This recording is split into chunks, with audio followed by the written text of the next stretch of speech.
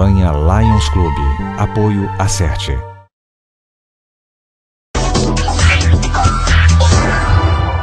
De volta no Contraponto, agora vamos entrevistar o médico infectologista, Dr. Vicente Soares. Boa noite, doutor Vicente. Boa noite, é um prazer estar aqui. Eu queria agradecer antecipadamente pelo convite. Estamos disponíveis para ajudar no que for possível, dentro do conhecimento que nós temos, obviamente.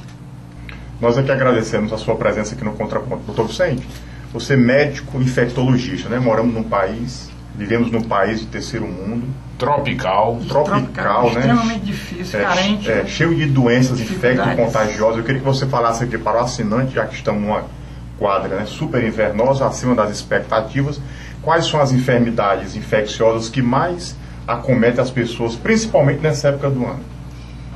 Nessa época do ano em que as chuvas estão continuamente caindo, nós vemos com muita frequência a leptospirose, a dengue, né, pela promiscuidade que as pessoas têm. Vemos também casos de hepatite virótica, especialmente as viroses, e também as gastroenterites viróticas, especialmente por rotavírus. Essas são as doenças que mais comumente acometem as pessoas nesta época, e também a nível hospitalar, não só de consultório, mas a nível hospitalar.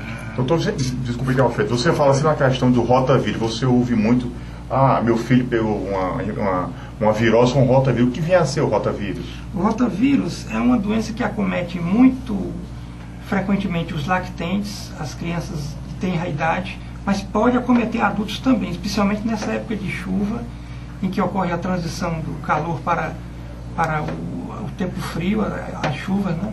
E é um vírus que, na sua grande maioria, é benigno, exceto em pacientes que são imunodeprimidos.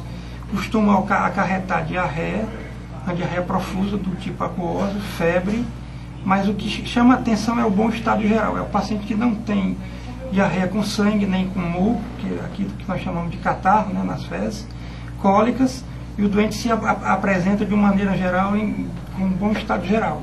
Não tem tratamento específico. O tratamento basicamente é com hidratação e o tratamento de suporte, alimentação, etc, etc. Doutor, você fala muito que a fulana tal pegou uma virose. Chega a falar isso quando não consegue dar um diagnóstico do que é a doença e tudo vira virose. É uma fórmula de tempo bom com possibilidade de chuva, quer dizer, vai dar certo. Falar que pegou uma virose. É verdade. Esse termo virose é um termo utilizado de uma forma muito imprecisa. E até certo ponto também tem um pouco de razão, porque nós não temos, a nível estadual, métodos diagnósticos capazes de isolar todos os vírus. Alguns vírus, com particular referência ao rotavírus, eles são identificáveis, mas é como se fosse uma pecha. O paciente que procura o consultório com um quadro de uma gastroenterite, com diarreia, com vômitos, com febre, cólicas, desidratação, e nós não encontramos uma causa específica, a gente costuma dizer que o paciente está com gastroenterite virótica.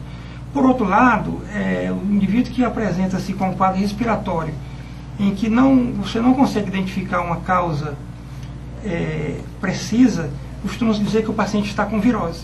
Isso é muito comum nos pacientes que têm febres prolongadas, às vezes febre 15 ou mais dias, e tem quadro de mialgias, ou seja, dores musculares generalizadas, e também você não encontra a causa, solicita os exames de investigação clínica.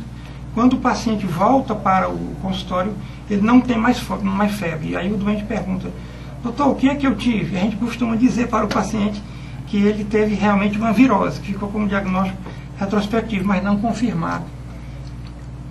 Então, quando não sabe, diz que tem uma... Provavelmente uma virose, provavelmente uma virose.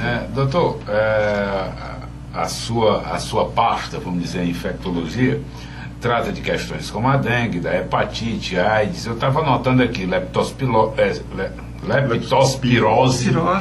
malária, extossomose, tuberculose, hanseníase, hepatites e uma série de outras, bicho de pé e frieira. Então é quase tudo. AIDS, né? Pois é, eu lhe pergunto, qual dessas doenças é a que mais preocupa no momento? Nós temos aí grandes expressões, pelo menos na mídia, a questão da AIDS, da tuberculose, da dengue, mas o que é, no entendimento do senhor, o que mais preocupa? Eu acho que a AIDS já teve o seu tempo de preocupação, né? Hoje ela é uma doença considerada crônica.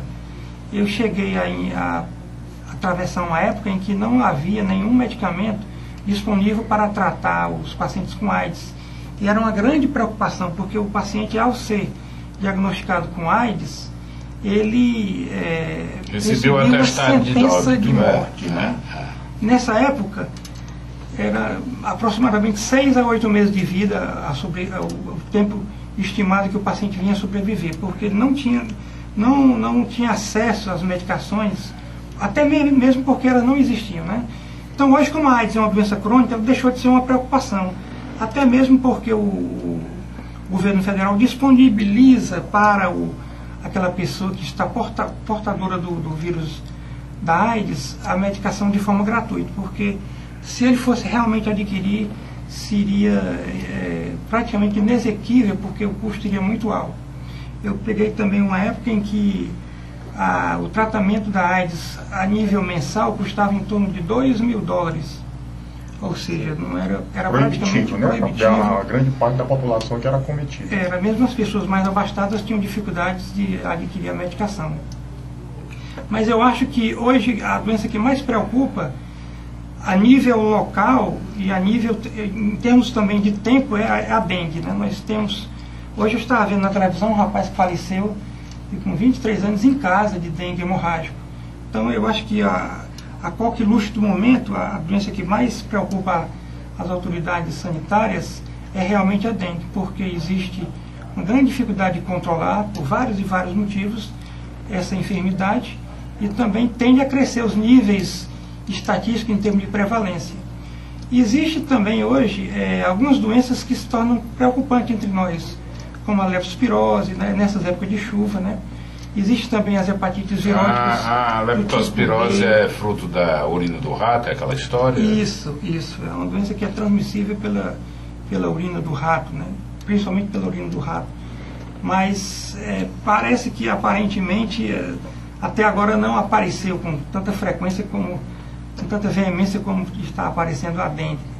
Doutor Vicente, as pessoas muito falam que está com febre porque tem uma infecção. Toda febre tem como origem a infecção? Então essa pergunta que o senhor fez foi extremamente interessante. Veio a propósito, que nós vamos falar no próximo bloco sobre febres a esclarecer, porque como todas as febres não são originárias de infecções, portanto nem toda febre então teria como tratamento o antibiótico. O que nós vemos, infelizmente, é uma desinformação muito grande acerca desse assunto, porque o